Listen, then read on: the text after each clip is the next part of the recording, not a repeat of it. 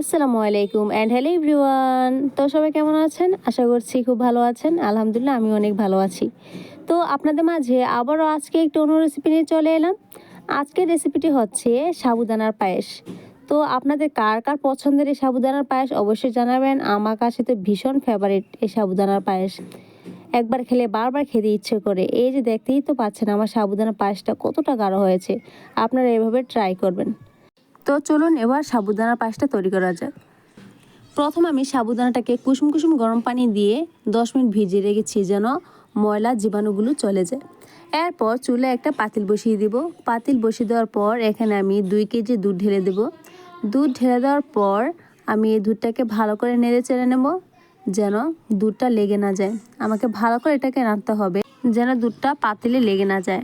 এদিকে আমি যে সাবুদানাগুলো কুসুম কুসুম গরম পানি দিয়ে ভিজিয়ে রেখেছিলাম সেগুলোকে এখন ঠান্ডা পানি দিয়ে ধুয়ে ছেঁকে নেব, পানিগুলো যাতে পড়ে যায়।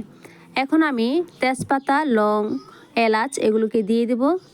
দিয়ে দেওয়ার পর ভালো করে এটাকে নেড়ে নেব। সামান্য পরিমাণে লবণ দিয়ে দিব, আপনারা আপনাদের স্বাদ মতো লবণটা দিবেন। দিয়ে দেওয়ার পর আবার এটাকে ভালো করে নেড়ে চেড়ে নেব যতক্ষণ না পর্যন্ত দুধটা গাঢ় হয়ে আসে। এখন এটার মধ্যে আমি দিয়ে দেব ধুয়ে রাখা সাবুদানাগুলো।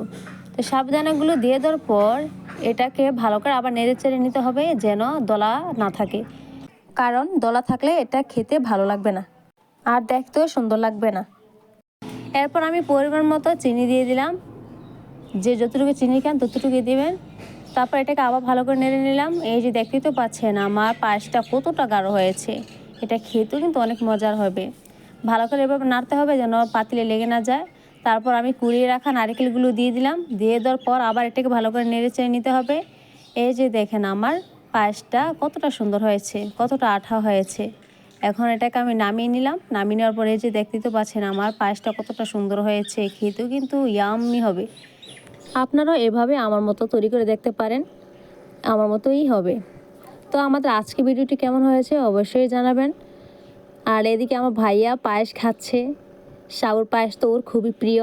দেখেন ও কীভাবে খাচ্ছে মজা করে। এই সাবুদানার পায়েস আপনাদের কার কার ফেভারিট অবশ্যই কমেন্ট বক্সে জানাবেন।